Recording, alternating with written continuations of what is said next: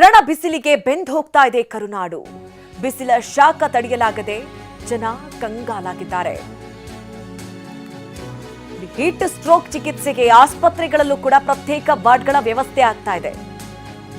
ಬಿಸಿಲ ಧಗೆ ಹೆಚ್ಚಾಗ್ತಾ ಇದೆ. ಹಲವೆಡೆ ಕುಡಿಯುವ ನೀರಿನ ಸಮಸ್ಯೆ ಎದುರಾಗ್ತಾ ಇದೆ. ನೀರಿನ ಸಮಸ್ಯೆ ಆದ್ರೆ ಜಿಲ್ಲಾಧಿಕಾರಿಗಳೇ ಹೊಣೆ. ಕ್ರಮ ಕೈಗೊಳ್ಳಬೇಕು ಅಂತೇಳಿ ಸಿಎಂ ಸೂಚನೆಯನ್ನ ಕೊಟ್ಟಿದ್ದಾರೆ. ರಣ ಬಿಸಿಲಿಗೆ ಜನ ಹೈರಾಣಾಗಿ ಹೋಗಿದ್ದಾರೆ. ಈ ಬಗ್ಗೆ ಒಂದು ವರದಿ ಇದೆ, ಬನ್ನಿ ನೋಡ್ಕೊಂಡು ಬರೋಣ.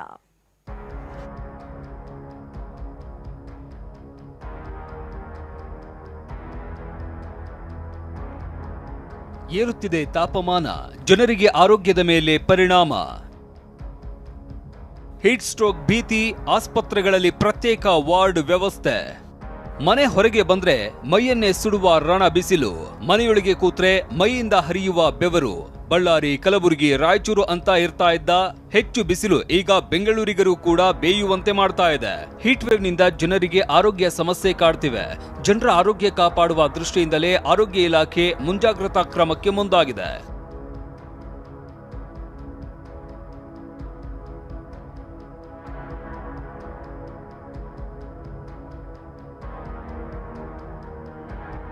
ಬೇಸಿಗೆ ಮುಗಿಯುವವರೆಗೂ ರಾಜ್ಯದಲ್ಲಿ ನಿರ್ವಹಣಾ ಕೊಠಡಿಗಳನ್ನು ಸ್ಥಾಪಿಸಲಾಗ್ತಾ ಇದೆ. ಸಮುದಾಯ ಆರೋಗ್ಯ ಕೇಂದ್ರಗಳಲ್ಲಿ 2 ಬೆಡ್, ತಾಲೂಕು ಆಸ್ಪತ್ರೆಗಳಲ್ಲಿ 5 ಬೆಡ್ ಹಾಗೂ ಜಿಲ್ಲಾಸ್ಪತ್ರೆಗಳಲ್ಲಿ 10 ಬೆಡ್ಗಳ ನಿರ್ವಹಣಾ ಕೊಠಡಿ ತೆರೆಯಲಾಗ್ತಾ ಇದೆ. ಹೀಟ್ ರಿಲೇಟೆಡ್ ಇಲ್ನೆಸ್ ಕುರಿತು ಎಲ್ಲಾ ವೈದ್ಯರು ಹಾಗೂ ಅರೆ ವೈದ್ಯಕೀಯ ಸಿಬ್ಬಂದಿಗೆ ತರಬೇತಿ ನೀಡಲು ಸೂಚಿಸಲಾಗಿದೆ. ಎಲ್ಲ ಆರೋಗ್ಯ ಸಂಸ್ಥೆಗಳಲ್ಲೂ ORS ಕಾರ್ನರ್ಗಳು, ಆರೋಗ್ಯ ಸಂಸ್ಥೆಗಳಲ್ಲಿ ಹೀಟ್ ಸ್ಟ್ರೋಕ್ ಮ್ಯಾನೇಜ್ಮೆಂಟ್ ರೂಮ್ ಸ್ಥಾಪಿಸಲಾಗ್ತಾ ಇದೆ. ಫ್ಯಾನ್, ಐಸ್ ಕ್ಯೂಬ್, ಥರ್ಮಾಮೀಟರ್ ಸೇರಿದಂತೆ ಅಗತ್ಯ ಸೌಲಭ್ಯಗಳನ್ನು ಒದಗಿಸುವಂತೆ ಆರೋಗ್ಯ ಇಲಾಖೆ ಸೂಚನೆ ನೀಡಿದೆ. ಆದೇಶ ಹೊರಬರ್ತಾ ಇದ್ದಂತೆ ಜಿಲ್ಲೆಯಲ್ಲೂ ಹಲವು ಕಡೆ ಪ್ರತ್ಯೇಕ ಬೆಡ್ ವ್ಯವಸ್ಥೆ ಮಾಡಲಾಗಿದೆ. ಚಾಮರಾಜನಗರದ ಗುಂಡ್ಲುಪೇಟೆಯ ತಾಲೂಕು ಆಸ್ಪತ್ರೆಯಲ್ಲಿ 15 ಬೆಡ್ಗಳ ವಿಶೇಷ ವಾರ್ಡ್ ತೆರೆಯಲಾಗಿದೆ. ಚಾಮರಾಜನಗರದಲ್ಲಿ 37 ಡಿಗ್ರಿಗೂ ಅಧಿಕ ತಾಪಮಾನ ದಾಖಲಾಗಿದೆ.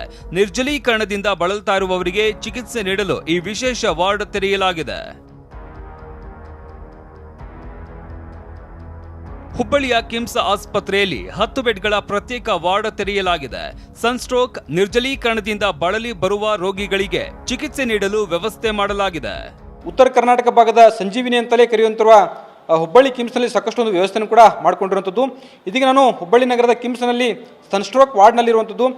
ಮುಂಜಾಗ್ರತಾ ಕ್ರಮವಾಗಿ ಹುಬ್ಬಳ್ಳಿ ಕಿಮ್ಸ್ನಲ್ಲಿ 10 ಬೆಡ್ಗಳೊಂದು ಪ್ರತ್ಯೇಕ ವಾರ್ಡನ್ನು ಈಗಾಗಲೇ ಮಾಡಿರುವಂಥದ್ದು. ವಿಶ್ವರ್ ಹಸ್ಬಿ ಅವರಿದ್ದಾರೆ, ಅವ್ರನ್ನ ಮಾತಾಡ್ಸೋಣ. ಸರ್, ಏನೆಲ್ಲ ಕ್ರಮಗಳು ಕೈಗೊಂಡಿದ್ದಾರೆ? ಇಲ್ಲಿ ವೆಂಟಿಲೇಟ್ರು ಇಂದ ಇದನ್ನು ICU ಆಗಿನೂ ಕನ್ವರ್ಟ್ ಮಾಡ್ಬೋದು.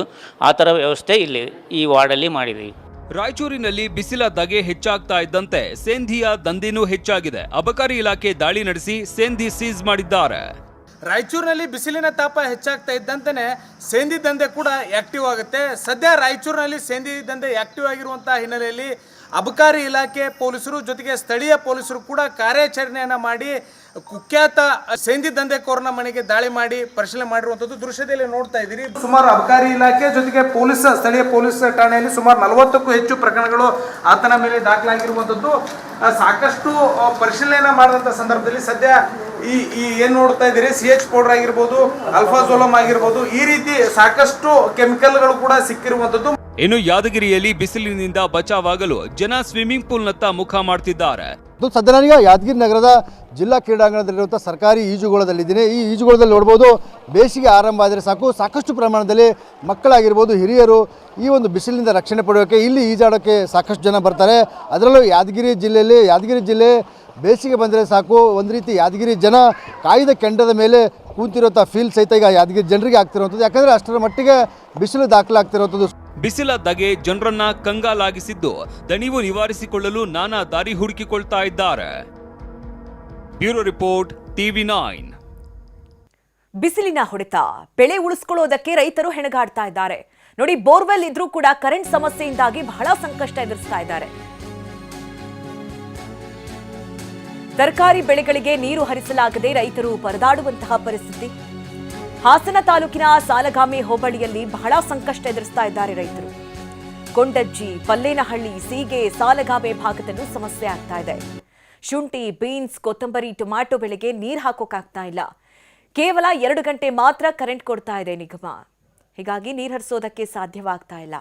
ಬಹಳ ದೊಡ್ಡ ಮಟ್ಟದಲ್ಲಿ ಪರದಾಡುವಂತಹ ಪರಿಸ್ಥಿತಿ. ರಣ ಬಿಸಿಲು ಜನರನ್ನ ಕಾಡ್ತಾ ಇದೆ. ಜೊತೆಗೆ ಬೆಳೆಗಳಿಗೂ ಕೂಡ ಹಾನಿಯಾಗುವಂತಹ ಸಂಕಷ್ಟ ಎದುರಾಗ್ತಾ ಇದೆ. ಮಳೆನೇ ಇಲ್ಲ ಈ ಸರಿ. ಇದರಿಂದ ಭಾಳ ರೈತರುಗಳಿಗೆ ತೊಂದರೆ ಆಗಿದೆ. ನೈಟು ಕೊಡಲ್ಲ, ಬೆಳಗ್ಗೆ 7 ಅವರ್ಸ್ ಅಂತಾರೆ, ಅದರಲ್ಲಿ ಕೊಡದೆ 2 3 ಅವರ್ 4 ಅವರ್ ಒಂದಿನ ಒಣಗಾಗಿದೆ. ಮಳೆನೂ ಇಲ್ಲ, ಕರೆಂಟು ಇಲ್ಲ. ಈ ಕಡೆ ನಿನ್ನೆ ಮೊನ್ನೆ ಕರೆಂಟ್ ಇಲ್ಲ, ಇವತ್ತೆಲ್ಲ ಕೊಟ್ಟಿದ್ದಾರೆ. ಬೀನ್ಸ್ ಚೆನ್ನಾಗಿದೆ. ಈಗ ಬಿಸಿಲಿಗೆ ಒಂದು ಸ್ವಲ್ಪ ಅದು ಮುಖ ಆಗ್ತಾಯಿಲ್ಲ, ಹೀಟ್ ಜಾಸ್ತಿ ಆಗ್ತಲ್ಲ, ಕ್ಲೈಮೇಟು ವಾತಾವರಣ ಚೆನ್ನಾಗಿ ಜಾಸ್ತಿ ಇದೆ ಈ ಸರಿ. ಮಳೆನೂ ಅಂತ ಏನು ಕಾಣ್ತಾ ಇಲ್ಲ. ಅವಾಗುಣ ಚೇಂಜ್ ಆದರೆ ಬೆಳೆ ಕ್ಲೀನಾಗಿ ಬರ್ತವೆ. ಮೇಲೆ ವೆದರು ಚೆನ್ನಾಗಿ